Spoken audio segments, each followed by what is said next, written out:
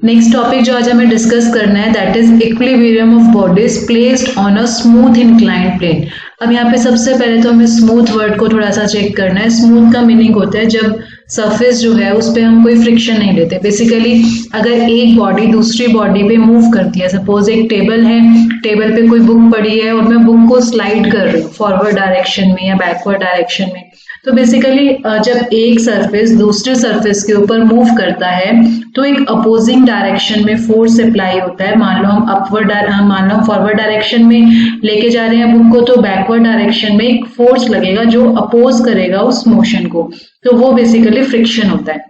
लेकिन जहाँ पे स्मूथ वर्ड आ गया, स्मूथ का मतलब हमें फ्रिक्शन को इन्वॉल्व नहीं करवाना। तो स्मूथ वर्ड का मतलब है when there is no friction. तो हम फ्रिक्शन, अदरवाइज फ्रिक्शन जो होता है वो भी एक फोर्स होता है, क्योंकि हमें यहाँ पे स्मूथ दे दिया तो हम फ्रिक्शन को यहाँ पे कंसीडर नहीं करेंगे। तो यहाँ पे जो स्मूथ लिखा है वर्ड उसका ये मीनिंग था। अब हमें इंक्लाइंड प्लेन की बात करनी है। इंक्लाइंड प्लेन मतलब हमने एट एन एंगल जो है वो हमने प्लेन को रखा है। जैसे कि ये हमारा हॉरिजॉन्टल है और ये जो है ये प्लेन है, तो हमने ये जो प्लेन है ए बी इंक्लाइंड प्लेन है। जैसे कि हम स्टेयर्स का एग्जांपल ले सकते हैं कि जो स्टेयर्स होती हैं वो भी क्या होता है, इंक्लाइंड प्लेन होता है। तो हमने क्या किया, एक बॉडी है जिसका वेट W है, हमने उसे इंक्लाइंड प्लेन पे रखा है। जो O पॉइंट है यहाँ पे एक बॉडी रखी गई है जिसका वेट जो है वो क्या है, W है। और ये जो इंक्लाइंड प्लेन है ये हॉरिजॉन्टल के साथ अल्फा एंगल बना रहे हैं and is supported by a force acting horizontally। Obviously हमने अगर इंक्लाइंड प्लेन पे की बॉडी रखी है, अगर हम इस पे कोई फोर्स ना लगाएं तो बॉडी तो डाउनवर्ड डायरेक्शन में फॉल कर जाएगी। इसलिए हमने क्या किया, यहाँ पे फोर्स लगाया है हॉरिजॉन्टली, जिसे मैंने P से रिप्रेजेंट किया। हमें इस फोर्स की डायरेक्शन निकालनी और उसका रिएक्शन जो है बेसिकली प्लेन की वो निकालनी है। अब रिएक्शन क्या होती है, रिएक्शन हमेशा नॉर्मल टू द सरफेस जो फोर्स एक्ट करता है उसे हम रिएक्शन कहते हैं। तो यहाँ पे जो रिएक्शन है, जब भी दो सरफेस कांटेक्ट में आते हैं तो हमें हमेशा एक रिएक्शन जो है normal to the surface act करती है। तो जैसे मेरा कर्सर मूव कर रहा है ये जो है बेसिकली हमारा रिएक्शन को कॉरेस्पॉन्ड है। ये जो इंक्लाइंड प्लेन है ए बी, इससे ये 90 डिग्री पे होगा, बिकॉज रिएक्शन हमेशा हम नॉर्मल रिएक्शन लेते हैं। सो अगर मैं इस पॉइंट O की बात करूं, इस पॉइंट पे 3 फोर्सेस एक्ट हो रहे हैं। एक तो वेट W, एक हॉरिजॉन्टल फोर्स P और एक रिएक्शन जो है वो बेसिकली हमारे पास क्या है, R है। सो हम यहाँ पे लैमिस थ्योरम भी लगा सकते हैं, 3 फोर्सेस हैं। अदरवाइज आप एक जो मैंने पॉलीगन लॉ ऑफ फोर्स समझाया है वो आपका किसी भी नंबर ऑफ फोर्सेस पे लग सकता है। वो 2 पे भी लग सकता है, 3 पे भी लग सकता है। तो वो बेसिकली हमारा जर्नलाइज्ड फोर्स है। तो अगर हम उसका यूज करें उससे काफी इजी हो जाता है वर्क हमारा। हमें सिर्फ एक इक्वेशन लिखनी होती है और दूसरे में सिर्फ कॉस की जगह साइन करना होता है। तो यहाँ पे हम क्या कर रहे हैं, रिजॉल्व कर रहे हैं फोर्सेस को हॉरिजॉन्टली एंड वर्टिकली। रिजॉल्विंग हमेशा 2 परपेंडिकुलर डायरेक्शंस में होती है। ये हमारी चॉइस होती है हम किस डायरेक्शन में जो है रिजॉल्विंग कर रहे हैं। तो मैंने एक हॉरिजॉन्टल डायरेक्शन में रिजॉल्विंग की अलोंग दिस लाइन, जो मैं यहाँ पे कर्सर को मूव कर रही हूँ। तो हमने क्या सीखा था कि जो हम रिजॉल्विंग करते हैं, हम कैसे रिजॉल्विंग करते हैं कि force into cos of the angle जो वो उस लाइन के साथ बनाता है जिस डायरेक्शन में हम रिजॉल्विंग कर रहे हैं। तो अगर मैं फर्स्ट फोर्स P की बात करूं, ये जो P फोर्स है वो हॉरिजॉन्टल के साथ एंगल बनाता है 0। तो बेसिकली अगर मैं यहाँ पे इसे डिटेल में लिखूं तो ये हमारे पास बनेगा P cos 0।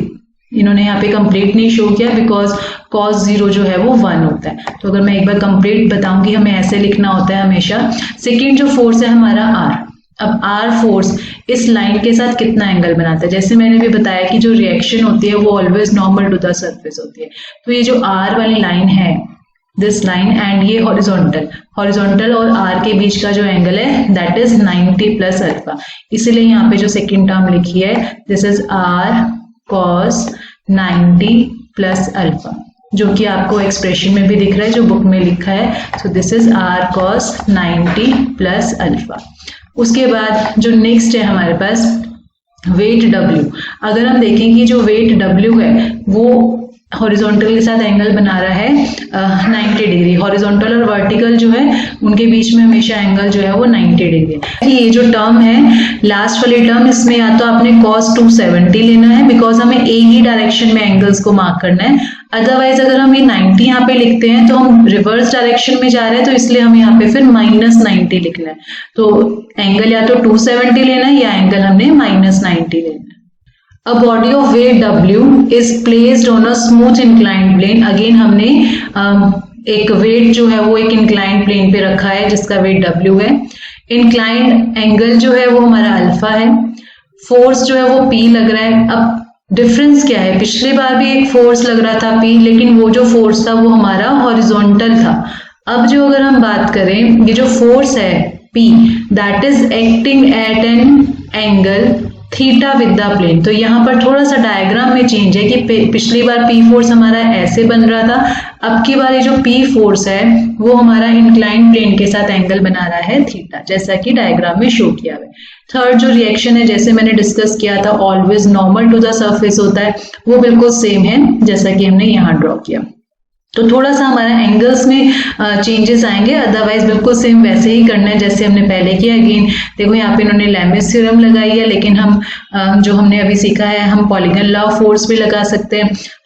अब इसमें जब रिजॉल्विंग करेंगे, हमने वहां पे रिजॉल्विंग की थी, एक तो हमने किया था हॉरिजॉन्टल और एक किया था वर्टिकल। तो यहाँ पर आप जब रिजॉल्विंग करोगे, अगर आप रिजॉल्विंग वाले मेथड से करोगे तो हमने करना है एक अलोंग द प्लेन, एक परपेंडिकुलर टू द प्लेन। जो मैंने दोनों डायरेक्शंस मार्क किए हैं उन डायरेक्शन के अलोंग हमें रिजॉल्विंग करनी है। यहाँ पर इन्होंने लैमिस थ्योरम लगाई है, तो कोई भी थ्योरम अगर हमें लगानी हो तो हमें एंगल्स की बेसिकली जरूरत होगी। एक एंगल जो है वो यहाँ पे मुझे डिस्कस करना है, क्योंकि हमें देखो ये एंगल अल्फा गिवन है, तो इस डायग्राम में ये अल्फा जो है वो कैसे आया वो अगर हम डिस्कस करें, आप या तो इससे ट्रायंगल की हेल्प से सॉल्व कर सकते हैं, अदरवाइज एक रिजल्ट है जो मैं अभी यहाँ पे बता रही हूँ कि angle between two lines, first line जो है वो हमारे पास है ये, जिसे मैंने यहाँ पे मार्क किया। सेकेंड लाइन जो है वो है ये। So angle between two lines is equal to angle between their normal. अब ये जो ए बी वाली लाइन है उसका जो नॉर्मल है वो कौन सी लाइन है जो मैं अभी मार्क कर रही हूँ, ये वाली line, this is the normal of A. और जो दूसरी लाइन है, ये वाली दूसरी लाइन, दिस, इसका जो नॉर्मल है वो क्या है, ये W। So angle between two lines is equal to angle between their normals. इसीलिए ये एंगल जो है वो हमारा अल्फा हुआ, ये ऑलरेडी हमें पता है कि 90 है। तो इस तरह से हमें एंगल्स पता लग गए तो हम लैमिस थ्योरम लगा के भी इसे सॉल्व कर सकते हैं। अदरवाइज अगर हम रिजॉल्विंग से करते हैं तो जैसे मैंने बताया कि इसमें रिजॉल्विंग के लिए दो डायरेक्शंस वो ले लेते हैं, एक तो इंक्लाइंड प्लेन वाली और एक perpendicular to the inclined plane वाली। तो इससे हमारा सॉल्व हो जाएगा। सो यहाँ से भी P और R की जो वैल्यू है वो W के टर्म्स में निकल जाएगी। यहाँ पे कुछ पर्टिकुलर केसेस हैं कि P कब लीस्ट होगा, जैसे यहाँ पर गिवन है P का एक्सप्रेशन ये है। अब P जो है वो उसके डिवीजन में हमारे पास कौन सा फैक्टर आ रहा है, cos थीटा। सो अगर हमें P लीस्ट चाहिए तो डिनोमिनेटर जो है वो ग्रेटेस्ट होना चाहिए, बिकॉज ये इनवर्सली प्रोपोर्शनल है। तो cos थीटा की सबसे बड़ी वैल्यू क्या होती है, 1। यानी जो लीस्ट फोर्स हमें चाहिए होगा जब थीटा हमारे पास क्या हो जाएगा, 0 हो जाएगा, और वो लीस्ट फोर्स हमारा ये होगा W sin alpha. So similarly अगर हम थीटा को माइनस अल्फा ले ले तो क्या होगा, ये क्रोलरीज है, मेन हमारा वो आर्टिकल है जो हमने अभी डिस्कस। बेसिस पे न्यूमेरिकल्स की बात करें, two forces P and Q। First example है two forces P and Q। P force है और सेकंड है Q force, acting parallel to the length and base of the smooth inclined plane. दो अलग अलग केसेस हैं, इंक्लाइंड प्लेन है दोनों में। पहली बार जो फोर्स P लग रहा है वो हमारा parallel to the inclined plane लग रहा है, दूसरी बार जो हमारा Q फोर्स लग रहा है वो हमारा पैरेलल टू द बेस, ये जो हमारा हॉरिजॉन्टल है उसके पैरेलल लग रहा है।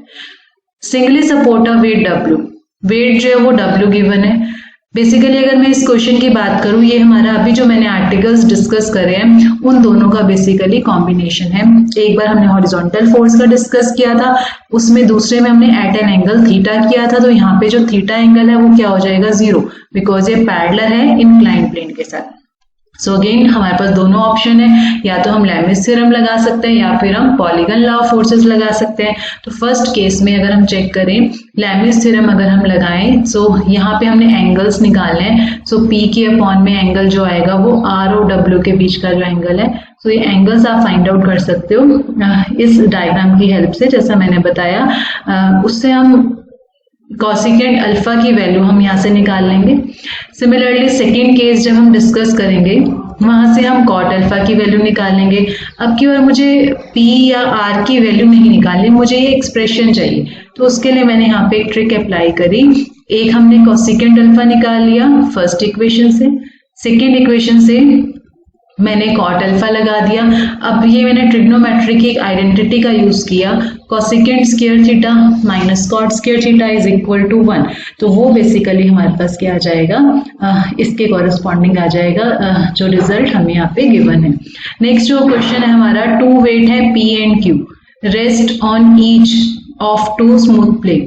अब देखो इसमें जो हमें गिवन है ना सेकेंड एग्जाम्पल में, इसमें टू फोर्सेस जो है वो गिवन है, टू वेट्स बेसिकली, वेट भी एक फोर्स ही होता है, पी एंड क्यू, जो ये एक्ट कर रहे हैं on smooth planes placed back to back. अब यहाँ पे दो इंक्लाइंड प्लेन है, अगर हम यहाँ से ध्यान से देखें, पहला जहां मेरा कर्सर मूव कर रहा है ए बी, और दूसरा जो है वो हमारे पास ए सी इंक्लाइंड प्लेन।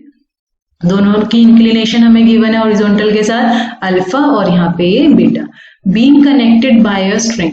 अब ये जो दोनों पॉइंट्स हैं जहां पे हमारे पी और क्यू फोर्स एक्ट कर रहे हैं, इन्हें हमने एक स्ट्रिंग से कनेक्ट करा है, इंक्लाइंड प्लेन को हमने एक स्ट्रिंग से कनेक्ट किया इस तरह से, जैसे मैंने यहाँ पे मार्क किया। अब क्योंकि स्ट्रिंग है तो उसमें टेंशन आएगी, दोनों साइड बंधी हुई है इसलिए डबल एरो आएगा। सो हमें ये जो रिलेशन है वो बेसिकली फाइंड आउट करना है फर्स्ट हाफ में। सेकेंड हाफ अभी हम बाद में डिस्कस करते हैं। तो सबसे पहले हमने डायग्राम बनाया, हमने दोनों पॉइंट्स पे बेसिकली क्या करना है, लैमिस थ्योरम लगानी है। सबसे पहले अगर मैं इस ओ पॉइंट पे बात करूं, यहाँ पे हमारे पास थ्री फोर्सेस लग रहे हैं। First is normal reaction, second is tension and third is force P, weight P. तो अगेन हम एंगल्स निकाल के लैमिस थ्योरम की हेल्प से हम यहाँ से एक्सप्रेशन ले आएंगे। सिमिलरली अब जो सेकेंड प्लेन है, देखो एक तो हमने आर की जगह आर डैश लेनी है क्योंकि रिएक्शन डिफरेंट हो सकती है, ओ की जगह ओ डैश है। तो यहाँ पर जो तीन फोर्सेस एक्ट कर रहे हैं टी, आर डैश और क्यू, यहाँ पर भी हम लैमिस थ्योरम लगाएं जैसा हमने ऑलरेडी आर्टिकल में डिस्कस किया है। वहां से भी हमारी टी की वैल्यू आ जाएगी क्योंकि स्ट्रिंग एक ही है, टेंशन जो है वो दोनों में हमने टी लिखी है, दोनों को इक्वेट किया मैंने। सो वहां से P tan अल्फा जो है वो Q tan बीटा के इक्वल आ जाएगा। तो ये मेरा फर्स्ट केस है। अब सेकंड केस की अगर मैं बात करूं, सेकंड केस में क्या बोला हुआ है, if the string passes over a smooth pulley, कि अगर ये जो स्ट्रिंग मैंने ऐसे इनके बीच में बांधा था, अगर मैं उसे एक पुली के थ्रू पास करवाऊं, जैसे कि ऐसे, ये हमारे पास पुली है जिसमें से रोप जो है वो पास कर सकती है। तो स्ट्रिंग जो है वो अब की बार इस तरह से रखा हुआ है इंक्लाइंड प्लेन के ऊपर और वो पुली से पास कर रहा है जैसा कि यहाँ पे शो किया हुआ है। तो इस केस में क्या चेंजेस होंगे, सिर्फ देखो बाकी सब हमारा सेम है, P फोर्स है, Q फोर्स है, R और R डैश की जगह मैंने सेकेंड पार्ट में S और S डैश ले लिया और टेंशन जो है वो मैंने क्या ले ली, T डैश। तो सिर्फ यहाँ पे एंगल्स का फर्क आएगा जो हम फाइंड आउट करेंगे एंगल्स, एंड यहाँ पर भी हमें लैमिस थ्योरम लगानी है और अगेन T डैश की जो दो वैल्यूज आएंगी उसको हमने इक्वेट करना है।